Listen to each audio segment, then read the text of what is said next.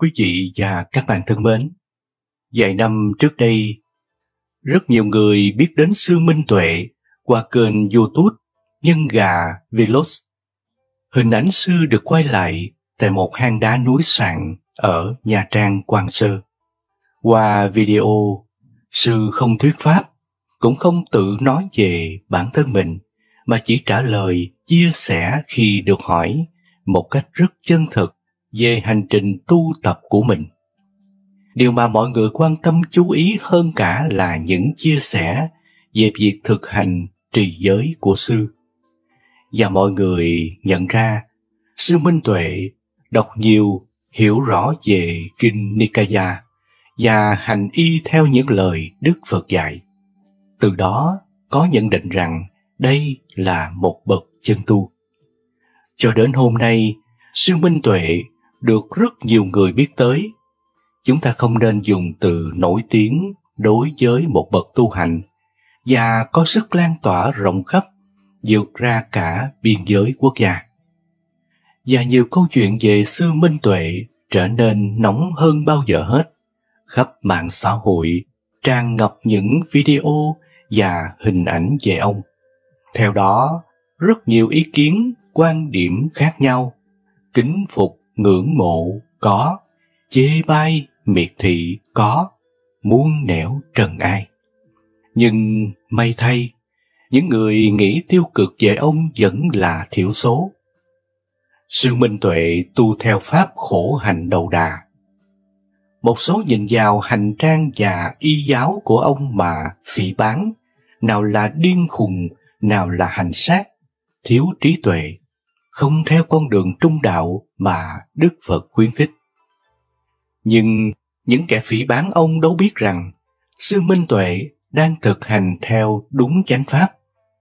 Ông làm theo những lời dạy trong Kinh Nguyên Thủy, đó là từ bỏ gia đình, sống đời phạm hạnh, một lối sống trong sạch thanh tịnh, minh triết, buông xả tất cả, thiểu dục tri túc. Người ta nhầm lẫn khổ hạnh đầu đà là cách tu khổ hạnh trong 6 năm đầu của Đức Phật đi cầu đạo.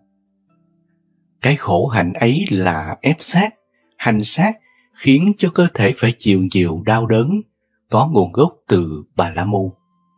Như vậy, khổ hạnh đầu đà, nghĩa nào đó là tiền thân của con đường trung đạo và vẫn gần với nó nhất. Nhiều người lại cho rằng tu hành quan trọng ở trí tuệ, chứ không phải làm khổ cái thân. Nhưng họ nhầm lẫn giữa trí tuệ thế gian với trí tuệ Phật. Trí tuệ thế gian là khả năng nhận thức của con người, có từ di truyền và học hành, trong khi trí tuệ Phật chỉ được khai mở khi người tu phải biết nghiêm trì giới luật. Có giới mới có định mới sinh tuệ. Cho nên Đức Phật nói, ở đâu có giới hạnh thì ở đó có trí tuệ và ngược lại. Thực hành hạnh đầu đà cốt lõi là để chấm dứt mọi phiền não trần cấu. Vì ở pháp này, giúp hành giả có thể hộ trì các căn, không bị chi phối bởi hoàn cảnh, dần đoạn diệt tham sân si. Đó là lý do vì sao người tu chỉ ăn ngày một bữa, giảm cái tham ăn, ngủ ngồi, giảm cái tham ngủ, vì nằm sẽ dễ ngủ say ly bì. Mặc ba y, thực chất là một bộ, nhu cầu tối thiểu, giảm sự lệ thuộc, tham ái vào y phục. Một số người lại chỉ trích, hạnh đầu đà sao không sống độc cư trong rừng, mà cứ đi lang thang khắp cả nước làm gì? Xin thưa rằng, thời nay tìm rừng ở Việt Nam như thời Đức Phật tại thế là không thể được. Và sư cũng từng có thời gian ẩn tu trên núi Sạn. Vậy tại sao ông quyết định chọn lựa cách đi bộ hành khắp đất nước? Như ông đã trả lời, đó là đi tập học và rèn luyện sức khỏe. Thực ra, nếu hiểu sâu, thì ông đang thực hành đúng chánh pháp Như Lai. Vì đi như vậy là cách để ông chánh niệm thân, thọ, tâm, pháp. Vì phải sống trong khổ, biết khổ, chứng nghiệm khổ, thì mới hiểu rõ nguyên nhân của khổ. Khi đó khổ sẽ tự chấm dứt chứ không phải mong thoát khổ để được lạc. Trên bước đường của sư, nếu ông bị cám dỗ bởi vật chất tiền bạc, sắc đẹp, tức là cái tham dục đã khởi lên, hay ông cảm thấy bị phiền toái khi nhiều người dây quanh, quấy nhiễu, tức là cái sân đã nổi lên. Do đó, nếu chỉ ẩn tu, chưa chắc chế ngự được tâm khi đứng trước những xúc chạm của thế tục.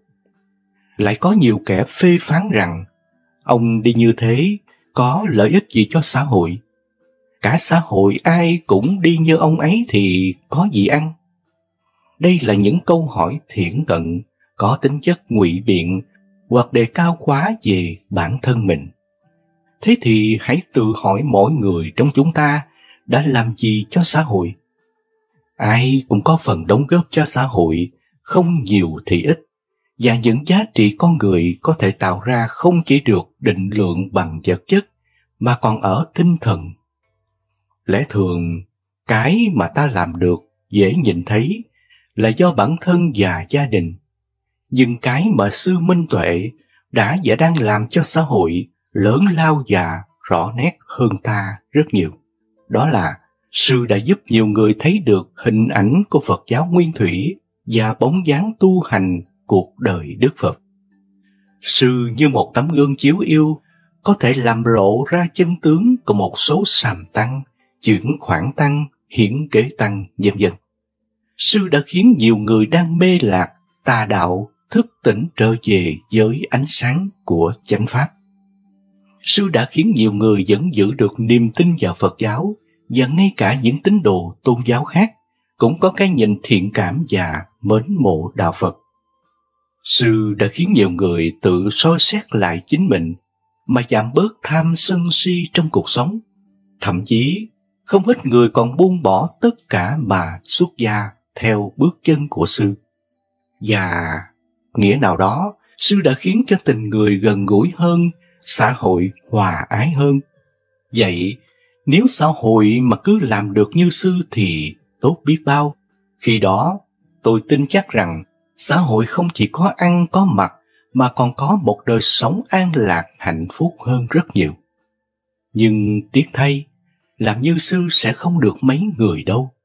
Lại có người thắc mắc rằng, sao thầy tu mà xưng con, không xưng thầy với người khác? Thứ nhất là, ông đã chọn con đường buông xả, không còn ràng buộc việc tụ tập ở chùa cũ, cũng như không nhận mình là sư thầy của ai cả, cốt để khỏi ảnh hưởng đến bất cứ ai, và không bị phiền hà về chuyện giấy tờ tu sĩ. Thứ hai là, việc tự xưng thầy của các nhà sư với Phật tử ngày nay chỉ là thói quen trong giao tiếp, không có sự ràng buộc nào. Suy cho cùng, đó là văn hóa ứng xử, tôn ti và quy ước xưng hô trong ngôn ngữ của người Việt. Chứ nếu ở tiếng Anh thì cũng chỉ là ai du, hay tiếng Trung là quơ nị mà thôi. Ở một số cao tăng, họ vẫn xưng bằng tôi hoặc pháp danh khi giảng pháp. Còn sư Minh Tuệ xưng con với tất cả đại chúng. Hiểu sâu hơn, đó là ông đang thực hành phá chấp ngã, tức là ông không quan niệm mình là thầy, bỏ qua cái tôi mà khiêm hạ với mọi người. Rõ ràng đây chính là tinh thần vô ngã. Hiện tại trên bước đường tu, sư đến đâu, dân chúng cũng kéo theo hàng trăm đến hàng ngàn người. Trong đó, không ít YouTuber, TikToker, Facebooker.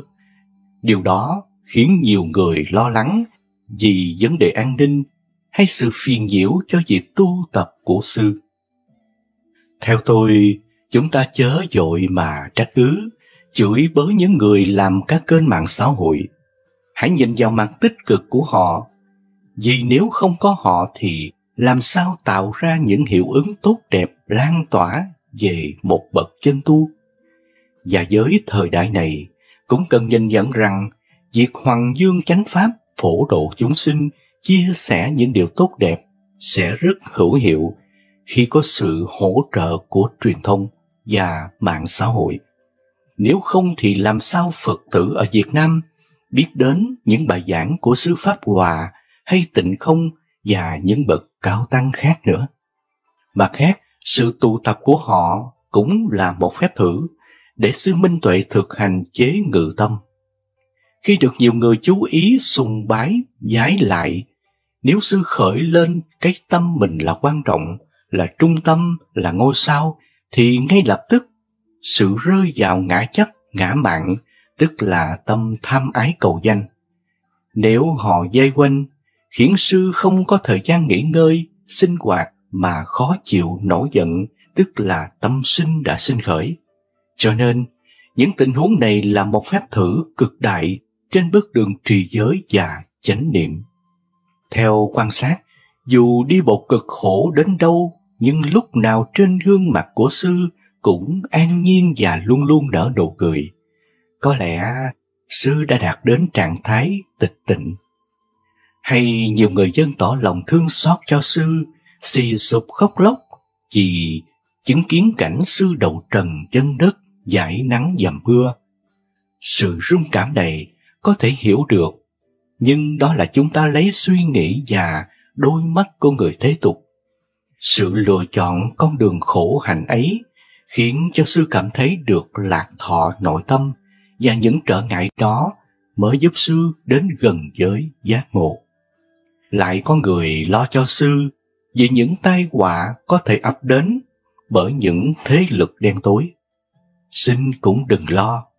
Khi đã chọn con đường này thì phải là một bậc đại dũng. Chả phải sư từng nói, còn cho con sống thì con tu tiếp đó sao? Đây là tinh thần vô quý khi sư đã thấu triệt vô thường, vô ngã. Điều mà ta nên quan tâm là liệu sư có thực sự đã đạt được tâm thái đó hay chưa? Nếu đã đạt thì niết bàn cũng không còn xa nữa. Vậy tất cả nên hoan hỷ. Tôi đoán rằng tất nhiên đến một giai đoạn nào đó, có thể là sau khi chứng nghiệm khổ, rèn được thân tâm, sư Minh Tuệ sẽ ẩn tu. Vì để giác ngộ, khi giới hạnh đã đầy đủ, cần phải thiền để nhập định. Chắc chắn những ảnh hưởng của sư đã khiến cho tiền rơi vào túi một số sàm tăng ít lại, và cứ cái đà này có khi họ phải bán ô tô bán đất mà tiêu. Cho nên không lạ gì việc chống phá hãm hại sư Minh Tuệ đang vào guồng rất mạnh. Họ ban đầu bịa ra chuyện giả tu, và có cả một ekip quay phim dàn dựng. Họ bôi bác tăng y, gọi áo phân lô bán nền, hay gọi chê cái nồi cơm điện là bình mát không chính thống. Nhưng mà họ làm sao hiểu được sư đã đạt đến cái tâm phá chấp. Sư đâu còn sợ mắc cỡ hay bị quê với mọi người, và sư cũng có dùng điện thoại hay biết mạng xã hội nói gì đâu. Khi đã chọn đời sống phạm hạnh, sống xả ly, không gia đình, ngủ nghĩa địa, thì trở ngại lớn nhất là gia đình, người thân, mà sư còn vượt qua thì có xá gì. Hèn nhất là họ đã chụp mũ cho sư, gắn cái nhãn tổ chức nước ngoài phản động, dựng lên một ông sư ăn mày để chống phá Phật giáo Việt Nam và phá hoại đất nước. Xin thưa rằng, Phật giáo Việt Nam bị phá hoại bởi những sàm tăng, ma tăng đang được hậu thuẫn và dung túng. Chính họ đã lợi dụng thuyết nhân quả luân hồi để xuyên tạc bịa đặt và hù dọa cho những người u mê, sợ hãi bằng những viễn cảnh ghê rợn ở kiếp sau. Từ đó tiếp tục lợi dụng cúng dường như một phương cách để giải nghiệp báo, cầu phước báo, tăng trưởng công đức. Tiền càng nhiều càng tốt. Người mà có tâm đạo cúng luôn cả nhà cho chùa, dọn đi chỗ khác ở, cứ ở cái chòi nào đó, ở bình thường thôi. Tóm lại là cúng dường và cúng dường. Do đó khi nào các ma tử ma tôn đang trà trộn vào chùa, khoác áo nhà sư mà bị thanh lọc, là lúc Phật giáo Việt Nam được chấn hưng. Tất nhiên, khi tán thán về pháp hành của sư Minh Tuệ thì không đồng nghĩa với việc hạ thấp các pháp tu khác ở những bậc chân tu trên đất nước này. Mỗi người một căn cơ, một hạnh nguyện khác nhau, nên không thể ai cũng phải giống nhau. Mỗi cá nhân có mặt ở thế gian này là để hoàn thành một sứ mệnh của riêng mình. Nếu tiêu chuẩn của một người tu là giới hạnh, thì rõ ràng người hành Pháp sẽ cao hơn người hiểu Pháp. Và thực hành được hạnh đầu đà là một công hạnh lớn, xưa nay không được mấy ai. Vậy tán thán, kính ngưỡng giới hạnh là việc nên làm, nhưng không nên sùng bái suy tôn thánh quá sư Minh Tuệ ngay lúc này, vì điều đó sẽ khiến rơi vào tà kiến, ngoại đạo, đi ngược lại với tinh thần Phật giáo. Để thấy rõ được ý nghĩa của việc tu hạnh đầu đà, xin dẫn lại lời Đức Phật khi tán thán hạnh tu của Ngài Ca Diếp. Lành thay Ca Diếp, thầy có nhiều lợi ích, độ người vô lượng, rộng đến tất cả trời người đều được độ. Vì sao? Ca Diếp, nếu hạnh đầu đà này được ở đời, thì Pháp của ta cũng sẽ được lâu dài ở đời. Nếu có Pháp ở đời, thì thiên đạo tăng thêm, ba đường ác liền giảm. Cũng vậy, thánh tu đà hoàng, tu đà hàm, đa hàm, đạo tam thừa đều còn ở đời. Này các tỳ kheo, hãy học như Ca Diếp tu tập. Trong Kinh Pháp Cú, Phật dạy rằng, tâm làm chủ, tâm dẫn đầu các pháp thiện hay ác. Tâm là người thực hiện mọi hành vi, cũng vừa là kẻ nhận lãnh những hành động do chính mình tạo ra. Tâm là chủ nhân của bao điều quả phúc, là ông chủ ra lệnh cho kẻ đầy tớ trung thành của mình để nói năng và hành động tốt hay xấu. Đức Phật dạy, hãy tự mình thắp đuốc lên mà đi, thắp lên với chánh pháp. Chúng ta hãy nương tựa chính mình, bởi vì ta là người tạo ra việc làm tốt xấu, rồi gặt hái kết quả khổ đau hay hạnh phúc. Cầu nguyện hay mong muốn trước hình ảnh của Đức Phật, hay thỉnh các vị thầy để cầu xin được an vui, hạnh phúc và phát đạt về mọi mặt là không thể được. Bởi vì sao? Nhân quả là nền tảng của đạo Phật, cho nên ta phải tránh làm điều ác, mà hãy siêng năng làm việc lành và giữ tâm ý luôn trong sạch. Làm việc thiện hay công đức cúng dường, giống như chúng ta gửi tiền vào ngân hàng nhân quả.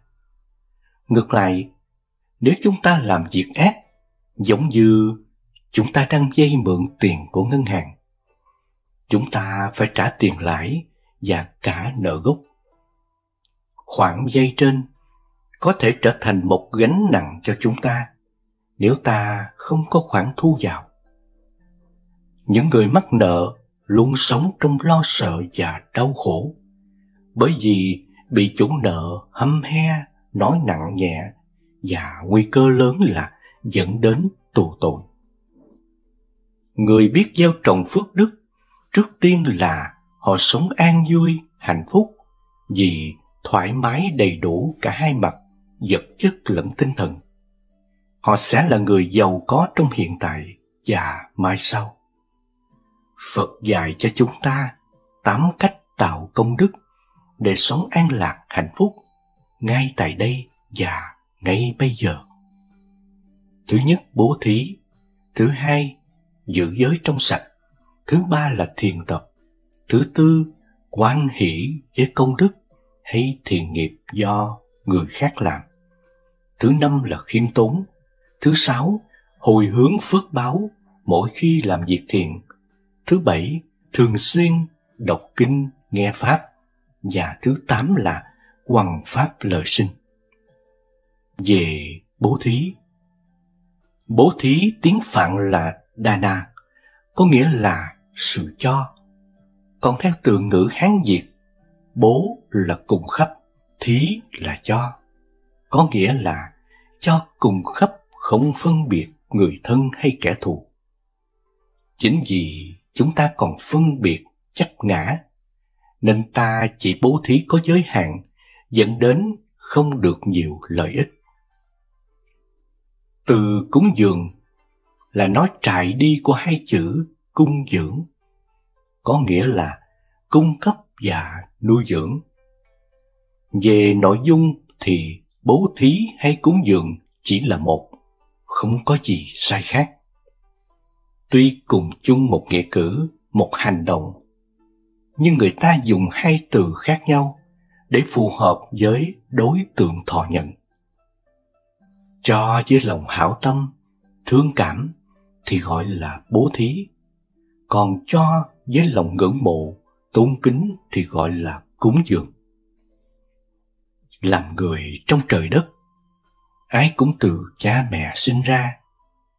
Cha mẹ làm nên thân người.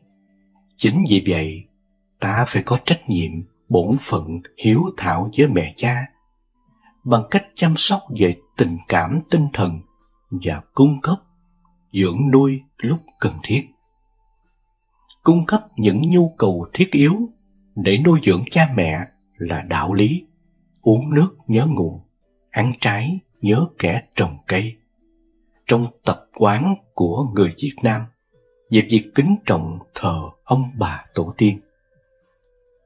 Ngoài việc cúng dường cha mẹ, người Phật tử còn có trách nhiệm và bổn phận cúng dường người tu hành chân chính, suốt đời phục vụ vì Tam Bảo, vì lợi ích chúng sinh.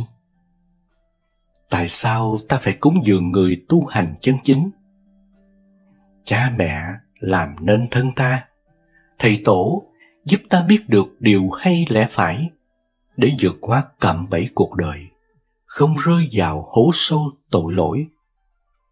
Vì vậy, từ cúng dường được dùng đối với các bậc trưởng thượng, tôn kính như cha mẹ, thầy tổ, vân vân, là những người có công nuôi dưỡng, dạy dỗ, chỉ bày, giúp ta nên người.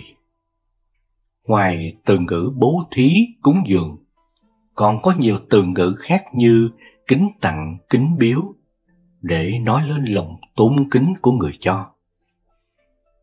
Từ ngữ bố thí được người Việt Nam sử dụng với nhiều ý nghĩa như cho, tặng, biếu, giúp đỡ, chia sẻ. Tất cả đều mang ý nghĩa tốt đẹp của hành động cho. Con cháu đem vật phẩm nuôi dưỡng ông bà cha mẹ thì gọi là cúng dường vật phẩm. Còn ông bà cha mẹ đem của cải vật chất cho con cháu thì tôi gọi bằng từ cho, giúp đỡ hay chia sẻ. Hoặc người dân bình thường muốn đem phẩm vật cho những người có địa vị trong xã hội thì gọi là kính biếu hay kính tặng. Cùng một hành động bố thí mà tùy theo đối tượng, tùy theo hoàn cảnh mà ta dùng chữ sao cho phù hợp, để không làm mất đi sự tôn kính, lòng thương cảm của ta. Là người học Phật, chúng ta phải thấu hiểu rõ ràng chỗ này, để dùng từ ngữ không bị sai lệch, mà làm ảnh hưởng không tốt đến hành động bố thí của mình. Bố thí cúng dường là hành động làm phước thiện. Theo luật nhân quả, nó là điều kiện thiết yếu để ta tiêu trừ đau khổ, chuyển hóa nghèo cùng khốn đốn, không còn sợ nghèo đói và vượt qua nỗi bất an, sợ hãi trong cuộc đời, như mũi tên chỉ đường để ta không bị lầm đường lạc lối. Người Phật tử chân chính, việc thiện dù nhỏ mà ta chịu khó làm thì vinh hoa phú quý sẽ đến với ta trong hiện tại và tương lai.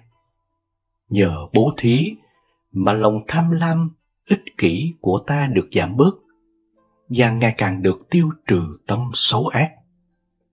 Nếu chúng ta chất chứa lòng tham, sẽ tạo cho ta nhiều nỗi khổ, niềm đau cho người khác. Nuôi dưỡng lòng hiềm hận, luôn sống trong sự bất an, lo sợ và làm tổn hại người khác.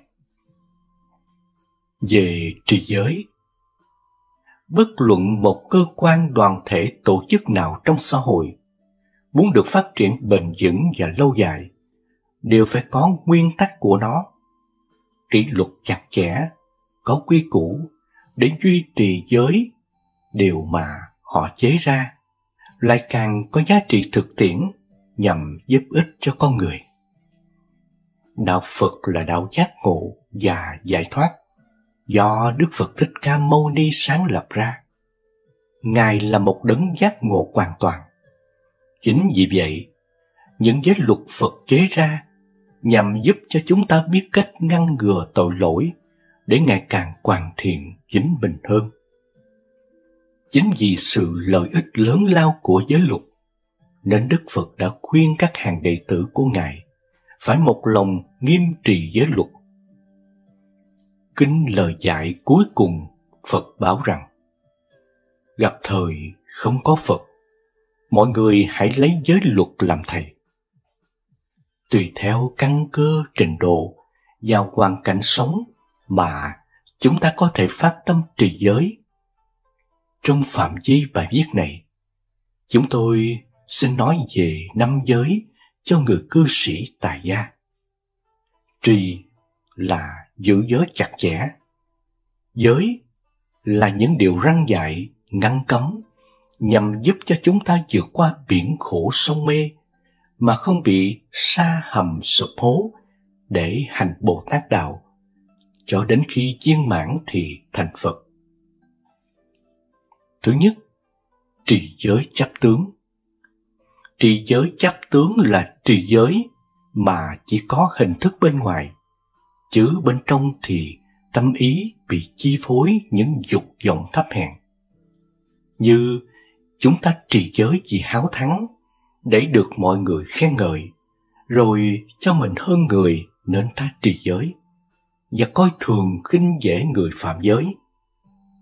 Trì giới như thế là giả dối, đánh lừa mình và người khác. Thứ hai là trì giới không chấp tướng. Trì giới không chấp tướng là vâng theo lời Phật dạy, mà tùy theo khả năng phát nguyện, gìn giữ, không vì háo thắng, không vì danh lợi, không bị các thế lực hoàn cảnh ép buộc mà làm.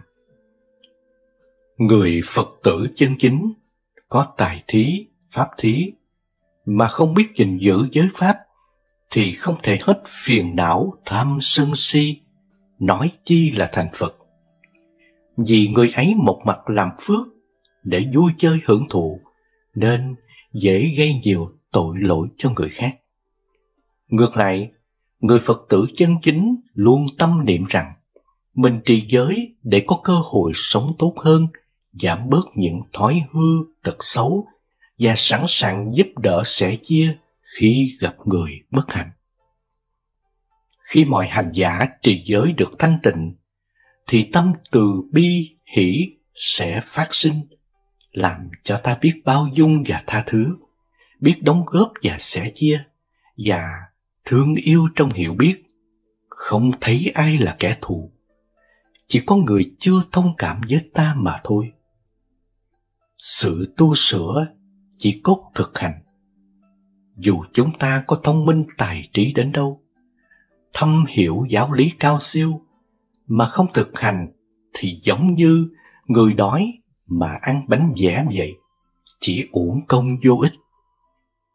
Chính vì vậy, chúng tôi xin chân thành khuyên nhủ quý Phật tử, sau khi đã quy hướng Tam Bảo làm đệ tử Phật rồi, kế đến là chúng ta phát nguyện giữ giới. Từ giữ một giới cho đến khi nào giữ trọn vẹn 5 giới, coi như ta đã thành tựu 3/4 con đường. Phần còn lại sẽ kết hợp với buông, xả và dấn thân hành Bồ Tát đạo, đến khi thành Phật viên mãn mới thôi.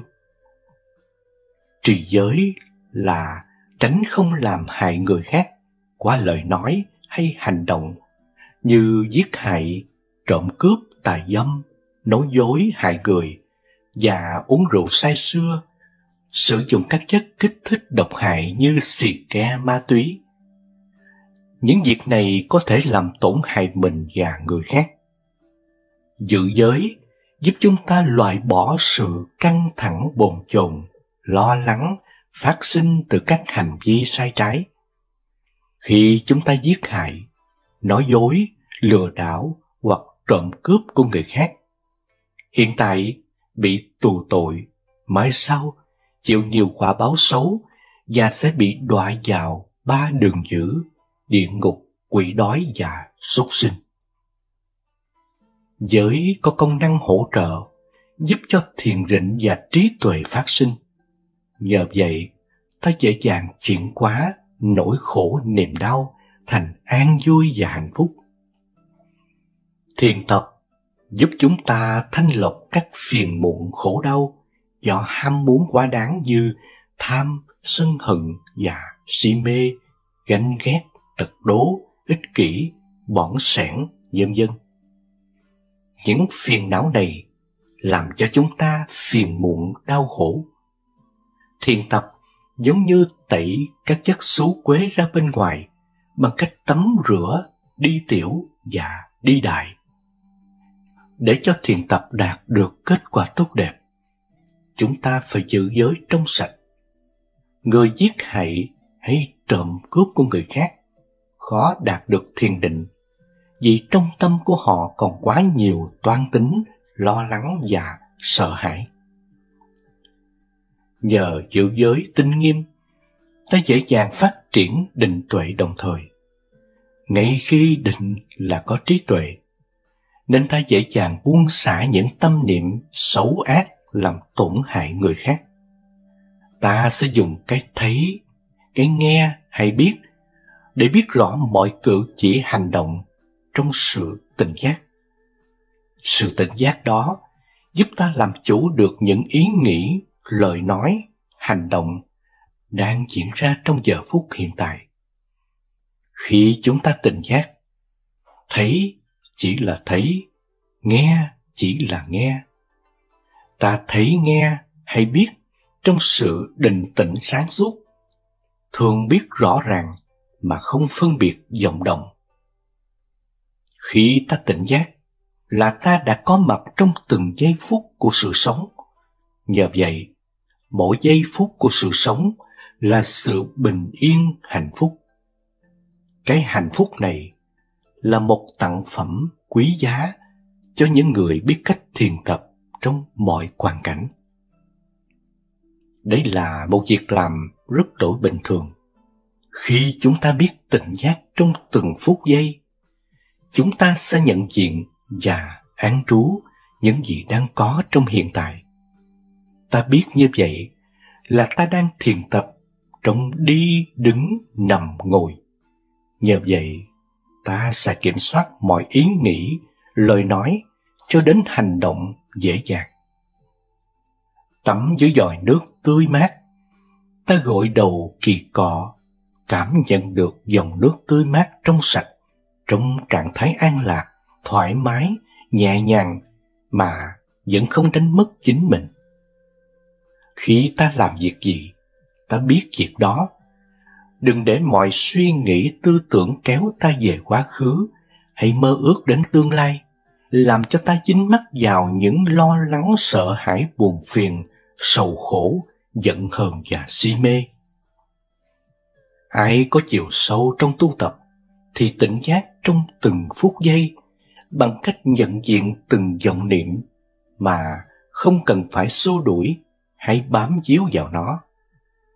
Ngay khi đó thì tâm Phật hiện tiền mà vẫn thường biết rõ ràng trong định tĩnh và sáng suốt. Như vậy ta đang làm chủ bản thân. Hành giả có chiều sâu thì nhìn vọng niệm giống như gió thoảng mây bay, vì lúc nào cũng sống trong tỉnh thức, thường biết rõ ràng. Chúng ta thiền tập trong lúc ngồi, nằm, đứng, đi, làm việc trong vài ba ngày sẽ cảm nhận được bình an hạnh phúc. Đây là một sự thật nhiệm màu mà ai cũng có thể làm được. Chỉ cần ta kiên trì trong bền bỉ và lâu dài. Chúng ta hãy tập sống sâu sắc và thảnh thơi như vậy, trong khi ăn uống, đi tiểu, đi đại và làm việc, thì chỗ nào chẳng phải là thiền. Chúng ta muốn làm chủ bản thân thì tâm ý không được tiếc nuối quá khứ, không mơ mộng đến tương lai, mà chỉ sống ngay trong giờ phút hiện tại. Khi tham, ta biết ta đang tham thì sẽ hết tham. Việc làm thức ăn và ăn sáng cũng là loại thiền tập quan trọng không thể thiếu trong đời sống. Vì những việc này ta phải tự giải quyết. Khi chúng ta nấu nước sôi, pha trà, pha cà phê, nấu cháo, nấu hủ tiếu, chiên cơm nguội, vân vân, chúng ta làm việc gì thì biết việc đó. Tỉnh giác trong làm việc sẽ giúp cho ta biết cách chuyển hóa, soi sáng lại chính mình với những gì đang xảy ra trong giờ phút hiện tại. Tỉnh giác là cốt thủy của thiền tập, làm cho trái tim ta hiểu biết và thương yêu hơn. Nhờ tỉnh giác trong từng phút giây, giúp ta sống hiểu biết hơn, yêu thương hơn và vui sống bình an hạnh phúc với tất cả mọi người.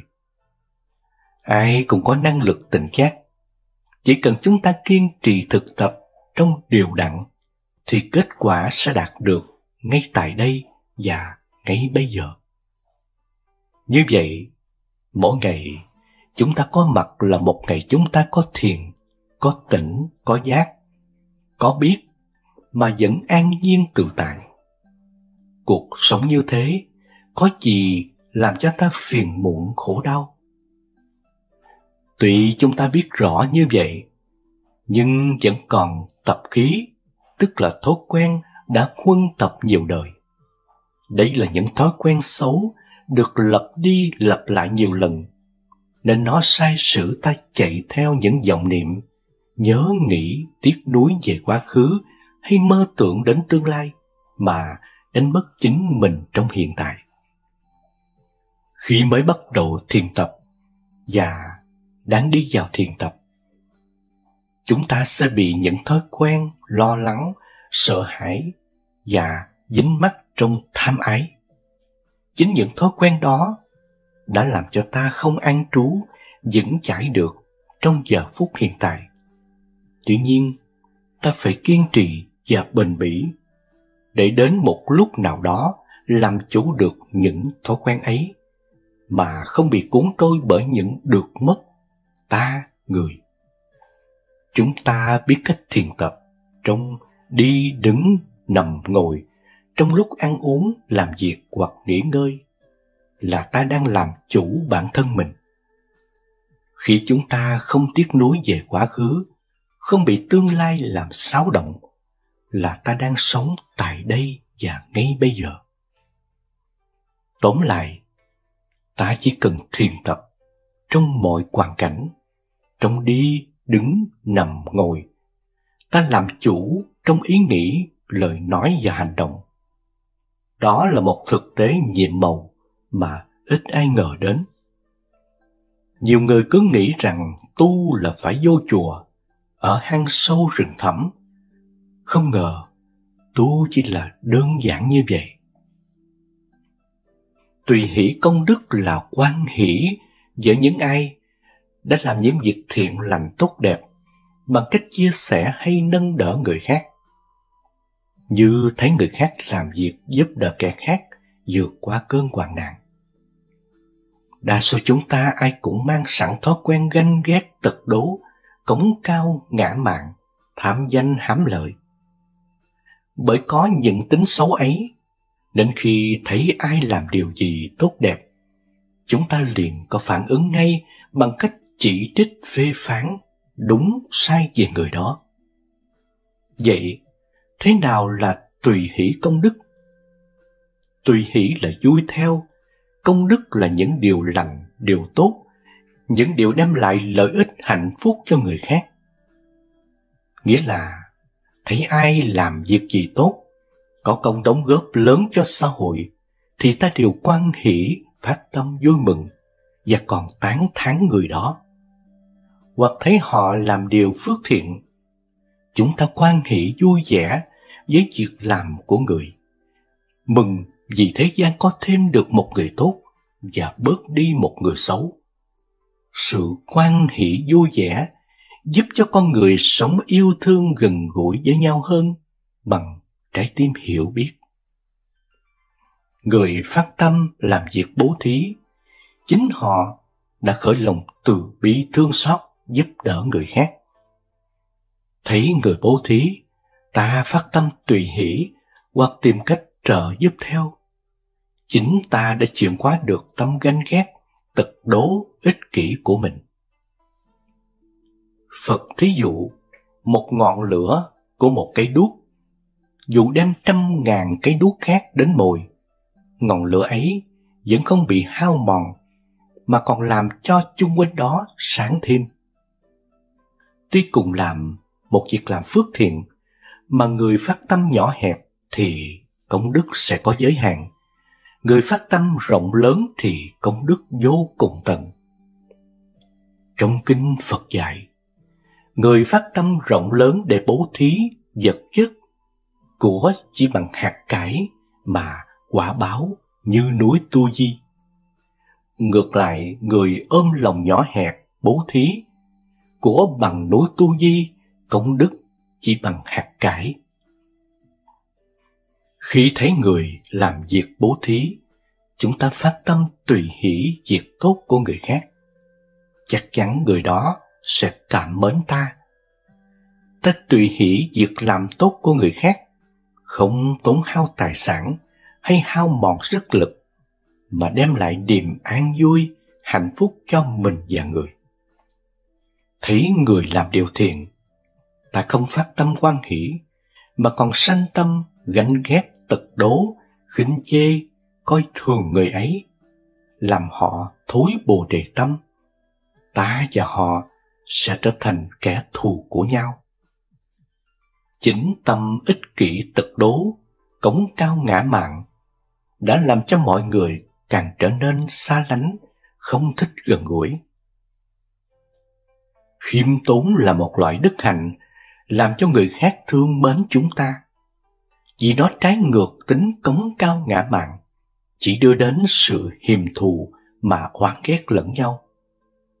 Nếu chúng ta muốn mọi người thích gần gũi, mến thương, thì ta phải biết khiêm tốn.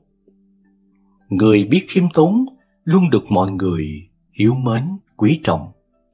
Người khiêm tốn là người luôn có tấm lòng từ bi quảng đại, biết bao dung và độ lượng trong mọi vấn đề. Chúng ta hãy tâm niệm như sau: xin cho tôi được làm đất để mọi người được dẫm lên. Người sống ở đời biết khiêm tốn mới học hỏi được nhiều điều hay, tu dưỡng phẩm chất đạo đức thanh cao để làm gương sáng cho người học hỏi, bắt chước tu tập theo. Người biết khiêm tốn là đi ngược lại với tâm cống cao ngã mạn, nên được nhiều người mến thương, người trí hoan hỷ, chỉ dạy và giúp đỡ trong việc làm và tu sửa đạo đức. Nếu chúng ta tìm cầu danh vọng phú quý giàu sang mà không thực hành hạnh khiêm tốn thì khó mà thành tựu như mong muốn. Người hiểu biết nhiều và có địa vị cao thì càng phải khiêm tốn nhiều hơn nữa đối với những người thấp kém hơn mình. Nhờ vậy, cuộc sống có nhiều ý nghĩa hơn, bởi ta biết yêu thương mọi người bằng trái tim hiểu biết. Người Phật tử chân chính phải có lòng yêu thương người, vật, biết khiêm tốn, nhún nhường trước mọi người, và hằng xét lại lỗi mình để tìm cách sửa đổi cho tốt. Như vậy, người khiêm tốn luôn đem lại niềm an vui, hạnh phúc cho nhân loại bằng tình người trong cuộc sống với tấm lòng từ bi rộng lớn. Hồi hướng phước báo mỗi khi làm việc thiện có nghĩa là ta hoan hỷ muốn cho nhiều người khác cùng làm việc tốt với mình. Nhờ vậy, nhân loại sẽ bớt khổ đau nhiều hơn. Chúng ta có thể hồi hướng phước báo cho những người đang sống, vì có nhiều người đang sống trong si mê lầm lạc. Chúng sinh ở thế gian, đâu phải ai cũng có hiểu biết chân chính, nên mỗi khi ta làm việc thiện, hãy tu tập được an lạc, để hồi hướng công đức cho mọi người cũng được như ta. Ngoài việc hồi hướng phước đức cho những người cùng sống với ta, chúng ta cũng cần phải hồi hướng cho những chúng sinh sống trong cảnh giới quỷ đói, đang thèm thuồng khao khát miếng ăn, vật thực bằng sự tưởng tượng của con người. Chỉ cần chúng ta có lòng thành, mỗi khi ăn uống hay làm điều gì có ích cho người, ta hãy hồi hướng cho kẻ dương, người âm được hưởng phần phước báo. Đó là ta đang mở rộng lòng từ bi đến với muôn loài. Chính vì vậy, mỗi khi chúng ta làm điều gì có ích lợi hoặc thiện lành như giúp đỡ người khác, ta đều hồi hướng để mọi người được chung hưởng. Nói tóm lại, chúng ta muốn việc hồi hướng có lợi ích cho tất cả chúng sinh, thì ta phải biết giữ giới, bố thí, thiền tập, tùy hỷ việc làm tốt, khiêm tốn, không cống cao ngã mạn, và vận dụng lời Phật dạy để ngày càng được sống tốt hơn bằng trái tim yêu thương và hiểu biết. Về việc nghe Pháp, khi đến chùa nghe Pháp, chúng ta phải chú ý lắng nghe. Nếu nghe xong mà không hiểu gì hết, thật là uổng công vô ích biết chừng nào. Chúng ta tu học như thế, thì biết đến bao giờ mới được trí tuệ rộng lớn. Phật Pháp tuy khó nghe, nhưng chúng ta đang nghe và đã nghe. Chẳng lẽ nghe xong rồi lại trả cho thầy hay sao? Nếu đã như thế, chúng ta phải sanh tâm hổ thẹn, biết đây là nghiệp chướng sâu dày do nhiều đời không gieo trồng hạt giống trí tuệ, nên bây giờ mới bị lú lẫn, ngu ngô như thế.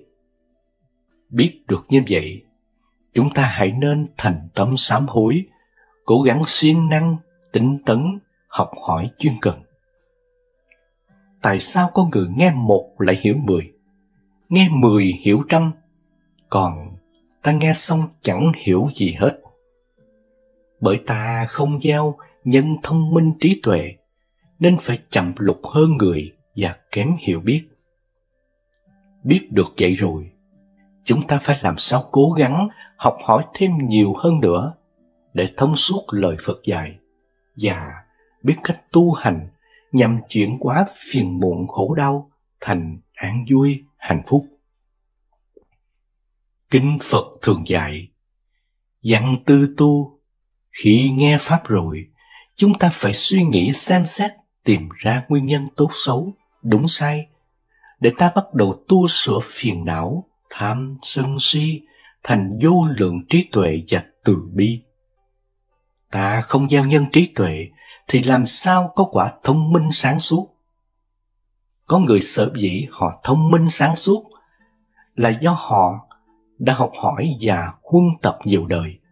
Không có gì là do bỗng nhiên và khi không mà có được.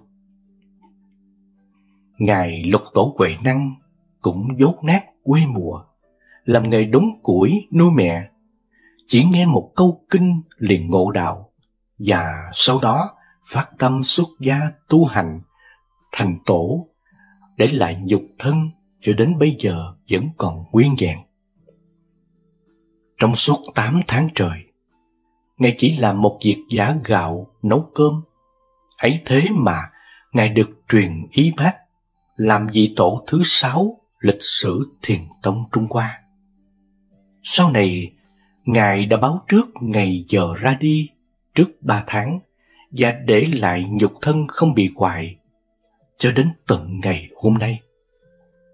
Khi đến chùa nghe Pháp, chúng ta cố gắng học hiểu rõ ràng nghĩa lý lời Phật dạy, để rồi sau khi ra về nhớ đó mà ứng dụng thực hành.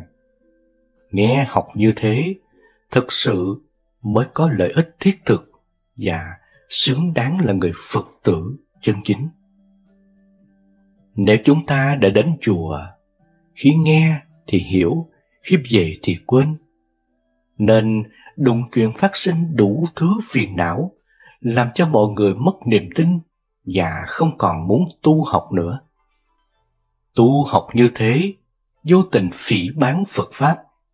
Cho nên, chúng ta phải cố gắng tu học trí tuệ rộng lớn để chuyển hóa u mê, tối tâm thành trong sáng, thanh tịnh, chuyển hóa khổ đau thành an vui hạnh phúc. Nghe Pháp và tu học như vậy mới xứng đáng là người Phật tử chân chính.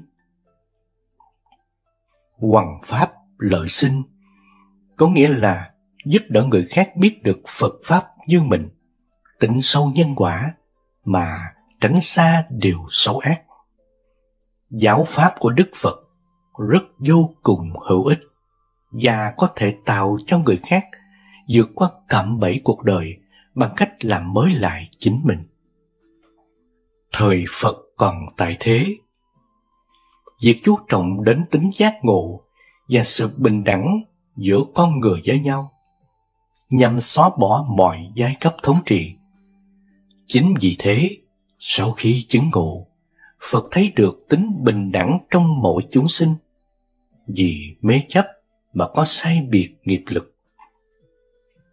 Do phân định giai cấp ở Ấn Độ mà con người bị đóng khung an phận trong giai cấp của mình, không có óc cầu tiến để vượt thoát nỗi khổ niềm đau.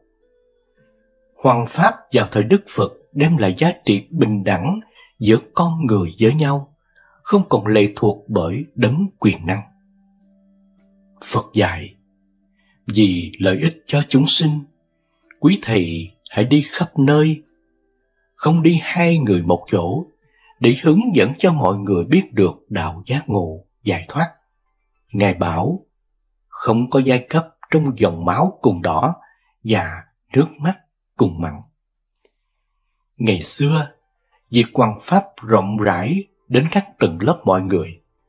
Phật kêu gọi tứ chúng phân bộ khắp nơi để tiện việc truyền bá đạo giác ngộ cho mọi người. Ngày hôm nay, việc Phật giáo đi vào xã hội với phương châm tốt đạo đẹp đời đã bắt đầu được hình thành, nhưng còn rất ít. Nghĩa là, chúng ta ngoài việc giúp đỡ vật chất cho người qua cơn túng thiếu, ta còn phải chỉ cho họ có đủ niềm tin về nhân quả mà tìm cách dứt ác làm thiện. Chúng tôi đã làm việc này trong nhiều năm nay, đi vào các vùng sâu, vùng xa, đi vào các trung tâm bảo trợ, đi vào các trường học để giúp đỡ các hoàn cảnh khó khăn với tinh thần lá lành đùm lá rách, kêu gọi mọi người cùng kết nối yêu thương, sẻ chia cuộc sống. Việc làm của Phật giáo giúp cho con người cái cần câu, chứ không chỉ cho con cá. Nghĩa là chúng ta đem giáo lý bình đẳng nhân quả để họ thức tỉnh mà biết cách gieo trồng phước đức, nhằm vươn lên vượt qua hoàn cảnh nghèo khó, bất hạnh. Phật giáo trong thời đại văn minh tiến bộ cần phải hòa nhập vào cộng đồng xã hội qua nhiều lĩnh vực cụ thể: giáo dục hạnh phúc hôn nhân gia đình, kiến thức môi trường sống, giáo dục trẻ em, kinh tế, tài chính, quản trị, tổ chức đào tạo gia đình Phật tử. Chúng ta phân biệt rõ hai lĩnh vực: một bộ phận chuyên tu, không bận tâm đến vật chất, để tĩnh tâm mà an nhiên tự tại trong mọi hoàn cảnh. Mặt khác, bộ phận hoằng Pháp cần phải giao tiếp với xã hội để tạo những phương tiện truyền thông dung hợp đạo đời. Xã hội ngày nay là xã hội cạnh tranh. Đạo Phật không thể an bần lạc đạo như quan niệm xưa kia. Đức Phật không cấm chúng ta làm giàu, chỉ cấm làm giàu bất chính, thiếu đạo đức mà thôi. Nếu chúng ta an phận và nghèo vật chất, thì lấy gì giúp đỡ người bất hạnh? Phật tử ngày nay có quyền làm giàu để có điều kiện đóng góp giúp đỡ xã hội về mọi mặt mà vẫn giữ được đạo tâm trong sáng. Phật giáo ngày nay nếu biết kết hợp hoằng pháp với các sinh hoạt từ thiện sẽ đem lại kết quả tốt đẹp cho nhiều người hơn. Dĩ nhiên, cái nghèo, cái đói là bệnh trầm kha. Cứu trợ giúp đỡ chỉ là giai đoạn nhất thời. Công việc như thế chỉ là muối bỏ biển. Chính vì thế, Phật giáo giúp đỡ vật chất để có cơ hội khuyên nhủ mọi người tin sâu nhân quả, thể hiện lòng biết ơn và cố gắng tránh ác làm lành. Được sự quan tâm của chính quyền các cấp, tạo công ăn việc làm và vốn liếng để người bất hạnh vươn lên làm mới lại chính mình bằng tình người trong cuộc sống. Như vậy, hoằng pháp lợi sinh cũng là việc cần xét đến, nhất là tại đất nước Việt Nam chúng ta còn nghèo khó. Phật giáo lợi sinh cả vật chất lẫn tinh thần là một việc làm mang ý nghĩa tốt đời đẹp đạo. Người Phật tử chân chính khi tu học có an lạc hạnh phúc, trước tiên khuyên nhủ gia đình người thân có niềm tin sâu sắc về nhân quả. Nhờ vậy, họ sẽ tránh xa điều ác mà hay làm điều lành. Rộng ra hơn nữa là chúng ta sẽ hướng dẫn bạn bè, đồng nghiệp cùng bà con xóm giềng quy hướng về Phật Pháp để cùng nhau sống tốt hơn. Một người biết tu hành thì gia đình an vui hạnh phúc. Cả xóm biết tu thì mọi người sẽ thương yêu, đùm bọc giúp đỡ lẫn nhau. Nhiều người cùng tu thì đất nước sẽ giảm bớt tệ nạn xã hội và cùng vui sống với nhau bằng tình yêu thương chân thực. Nói tóm lại, 8 pháp mà Đức Phật đã dạy cho chúng ta vừa có cơ hội hoàn thiện chính mình về nhân cách đạo đức, mà còn có điều kiện dấn thân phục vụ tha nhân nhằm làm giảm bớt nỗi khổ niềm đau, để mọi người sống với nhau bằng trái tim thương yêu và hiểu biết. Trong tình yêu, nếu chẳng thể đến với nhau, thôi đành coi như duyên phận đã tới cuối đường, rằng chỉ có thể cùng nhau đi một quãng thế thôi. Trong chương trình hôm nay, chúng tôi xin chia sẻ cùng quý Phật tử và các bạn lời Phật dạy về 3 vô thường giúp con người vượt qua cảm giác thất tình. Thưa các bạn, tình yêu là thứ tình cảm thiêng liêng và vô cùng cao đẹp. Tuy nhiên, không phải ai cũng may mắn yêu nhau, nắm tay và đi hết con đường. Có khi tình yêu dang dở, đứt gánh giữa đường, người ta dễ rơi vào cảm giác thất tình, đau buồn, chán nản. Cảm giác thất tình, có lẽ mọi người trên trái đất này đều đã ít nhất một lần trải qua. Con người gặp và yêu nhau là do duyên phận, nhưng duyên phận lại là điều vô cùng kỳ lạ. Không ai có thể hiểu thực sự về nó. Có thể hữu duyên vô phận, có thể yêu nhau, nhớ nhau, nhưng không thể gần nhau. Không cố ý đeo đuổi thì lại có, cố gắng có khi lại chẳng thành. Ở đời có câu, có lòng trồng hoa, hoa chẳng nở, vô tình cấm liễu, liễu lại xanh. Là gì như vậy? Tại sao như vậy? Là gì như thế? Tuy nhiên, con người cũng nên hiểu rằng hôm nay có duyên phận không có nghĩa là cả đời có duyên phận. Có thể người ta chỉ đi được cùng nhau một quãng đường nào đó mà thôi. Mất đi rồi cũng không nên quá ủ rũ, đau buồn làm gì. Càng không thể nghĩ rằng thế giới này sụp đổ. bởi làm như thế chỉ càng thêm đau lòng mà thôi. Người mất đi nhất định không phải là người thích hợp nhất. Vật mất đi nhất định không phải là vật tốt đẹp nhất. Bởi vậy khi thất tình, chúng ta đừng nên nghĩ đó là một cái gì đó quá ghê gớm, rằng tình yêu của chúng ta vĩ đại, không thể thay thế, rằng anh ấy, cô ấy là người tuyệt vời nhất, mà nên nghĩ rằng đó chỉ là một giai đoạn sinh học nhất thời của chúng ta, như bị ốm vậy. Dần dà theo thời gian khỏi bệnh, cơ thể chúng ta sẽ lại bình phục.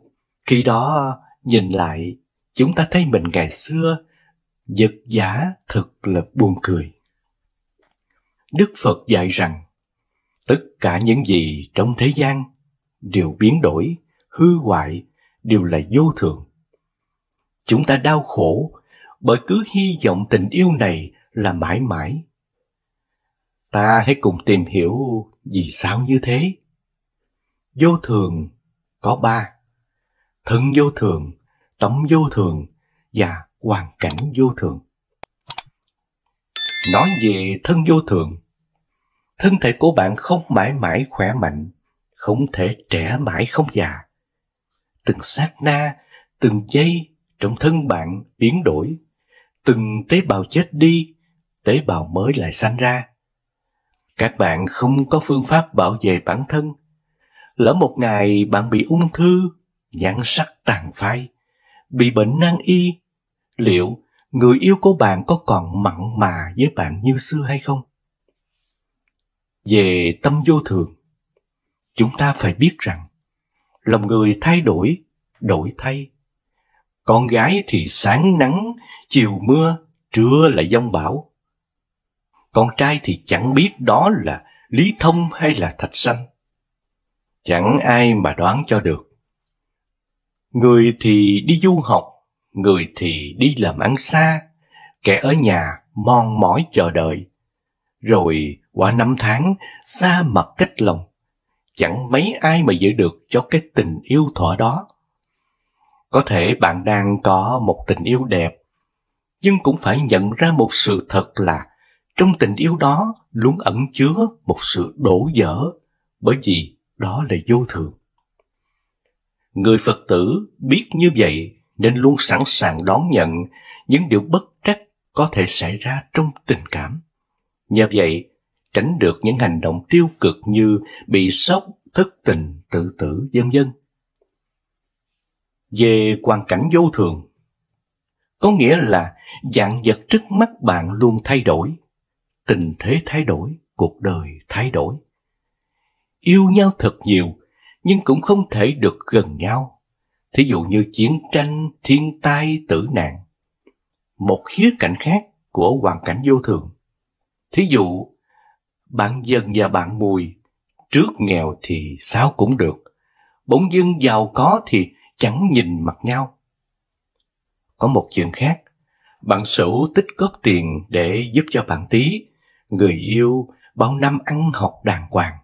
Đến khi tốt nghiệp thì người yêu lại gạt bỏ và yêu một người khác cùng đẳng cấp xã hội, có trí thức, chứ ai lại mặn mà với bạn Sửu, một người nghèo ít học nhưng chỉ có tấm lòng. Trường hợp hoàn cảnh thay đổi như vậy, thử hỏi bạn Sửu có chịu nổi áp lực này hay không? Người con Phật nên nhìn trước được hoàn cảnh để gìn giữ hạnh phúc của mình. Nhân duyên qua lời dạy của Phật sâu sắc giản đơn, con người ta tốt hơn hãy mở rộng tấm lòng của mình. Cái mất đi là cái đáng quý, bởi mất đi cho ta tự nguyện, do duyên phận của đời ta. Cho nên dù nhiệt tình như ngọn lửa, ngọt ngào như hoa, ôn hòa như nước, thì cũng là đoạn tình cảm đã qua. Duyên phận đi tới cuối đường, buông tay cầu thanh thản. Nghe lời Phật dạy 4 nguyên tắc giải thoát khỏi sự nghèo khổ. Thưa các bạn, chúng ta thường có thói quen than trời trách đất, không ngừng hỏi lý do tại sao mình lại nghèo, dù đã cố gắng nỗ lực rất là nhiều. Dưới đây là lý do và những nguyên tắc vàng giúp cho các bạn chuyển nghiệp nghèo theo lời Phật dạy.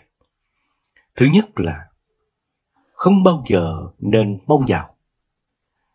Nguyên nhân của những dằn vặt đau khổ mà người nghèo phải trải qua đó là luôn khát khao được giàu có. Tuy nhiên, phải làm phước, phải có phước thì mới có tiền. Phước ở đây chính là những việc làm lợi ích của chúng ta, giúp người giúp đời. Còn như suốt ngày chỉ ngồi nghĩ về tiền, thì tiền càng không đến. Càng mong muốn nhiều tiền, thì tiền càng không có. Nguyên tắc thứ hai là phải hiểu rằng nghèo là do mình đã phạm sai lầm gì đó trong quá khứ. Luôn ghi nhớ điều này, đồng thời sám hối nghiệp xưa. Chúng ta cần phân biệt rõ ranh giới giữa việc không cần tiền và ráp vẻ không cần tiền. Đừng để việc không cần tiền biến thành thái độ tự thấy mình ngon lành mà không cần giàu, không thèm giàu rồi dơn mặt lên coi thường tất cả. Cái ráp vẻ sẽ khiến ta nghèo mãi. Thái độ đúng ở đây là biết chắc chắn mình đã phạm sai lầm gì đó trong quá khứ mà bây giờ không tự nhìn ra được. Chính cái biết này là sự sám hối âm thầm giúp cho ta nhanh chóng thoát khỏi nghiệp cũ. Nguyên tắc thứ ba là biết rằng nhờ cảnh nghèo mà mình thương yêu được mọi cảnh khổ trên đời, mà nếu giàu thì chưa chắc đã có. Người sinh ra trong cảnh giàu có thường không thể thấu hiểu và cảm thông được nỗi khổ của người nghèo, vì họ chưa từng trải qua. Cho nên hãy vui mừng, vì nhờ nghèo mà mình thương yêu được rất nhiều người bị những người khác bỏ quên.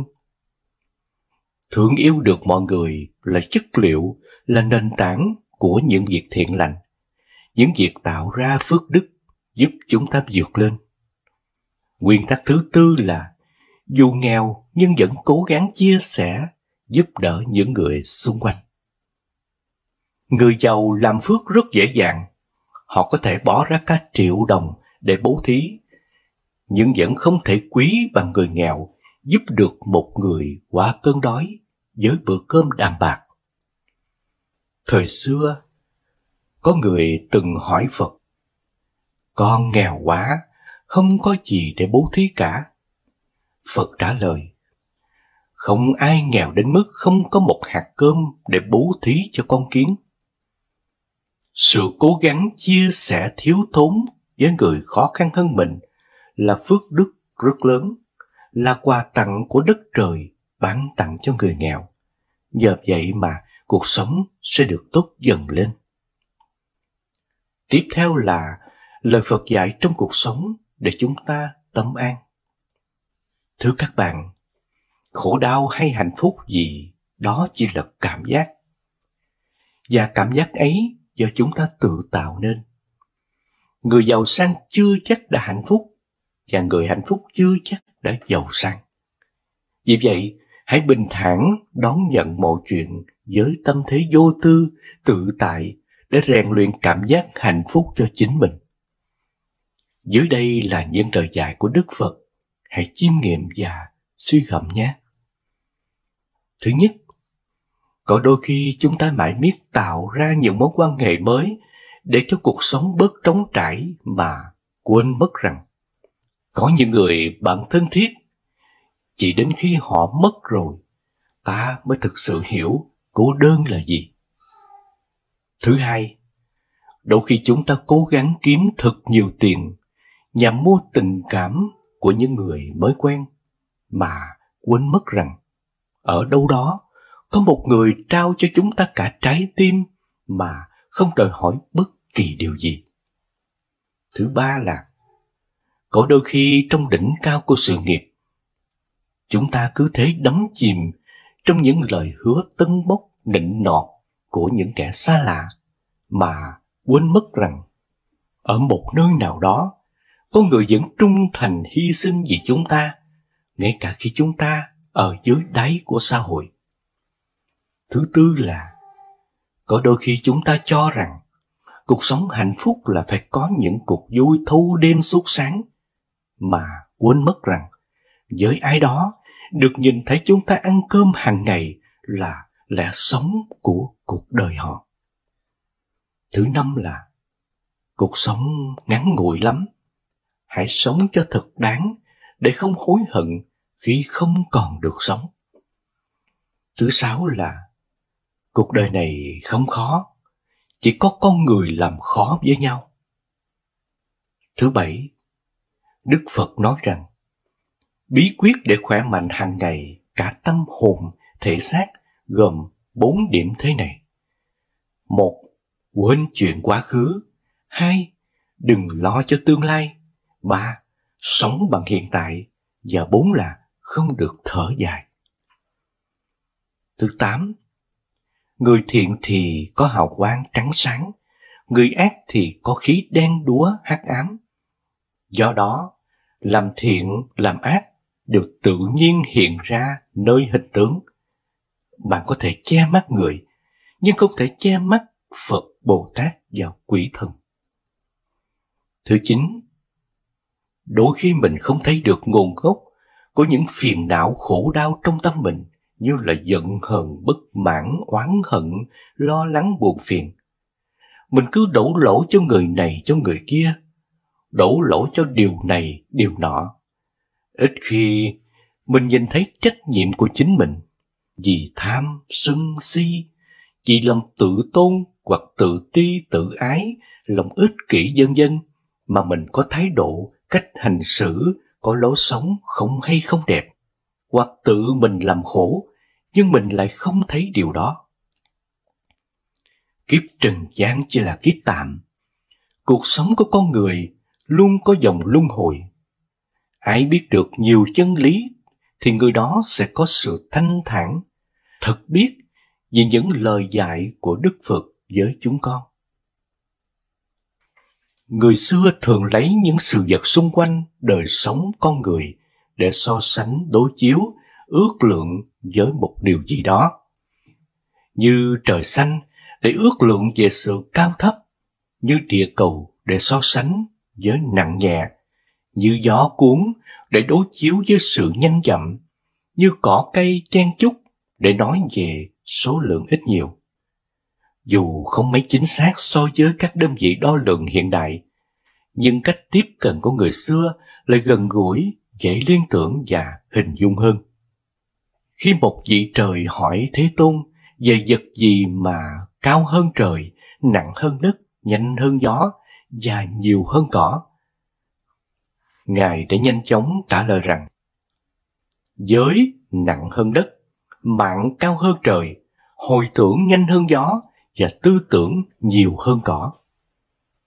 Trời hỏi cũng rất hay mà Phật đáp cũng khéo vô cùng.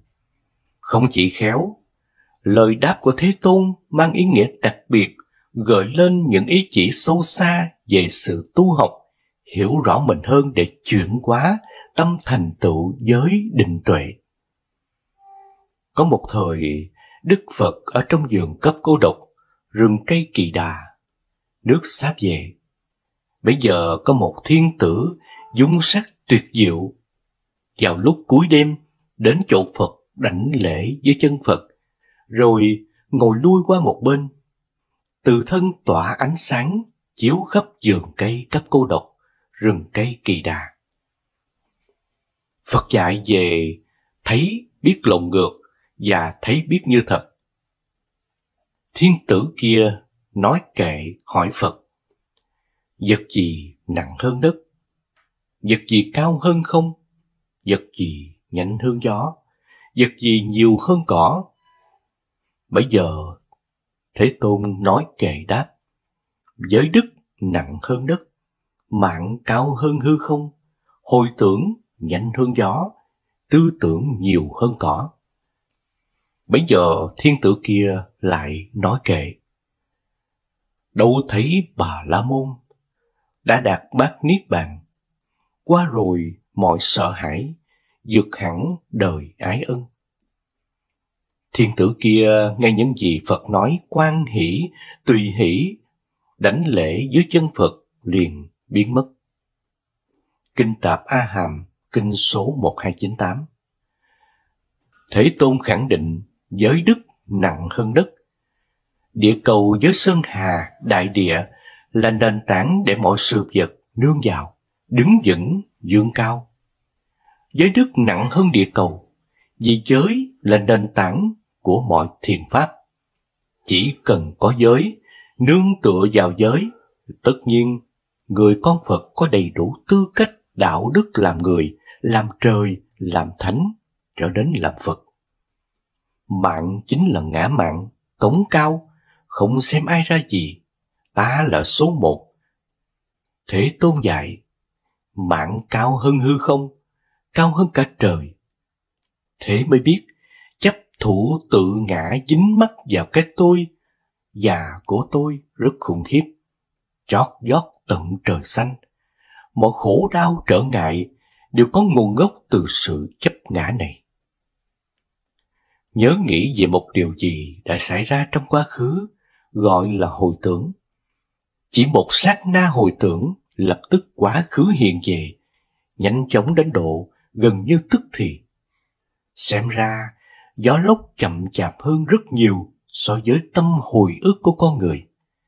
Vì nhanh chóng như vậy, nên con người hay hồi tưởng về quá khứ, rồi vui buồn theo, chìm đắm trong quá khứ mà bỏ quên hiện tại. Tâm hành suy nghĩ, nghĩ tưởng, nói chung giấy khởi liên tục trong tâm. Nên Thế Tôn dạy rằng, tư tưởng nhiều hơn cỏ. Những ai từng ra ngoài thiên nhiên ruộng đồng sẽ thấy rằng cỏ cây che kín mặt đất.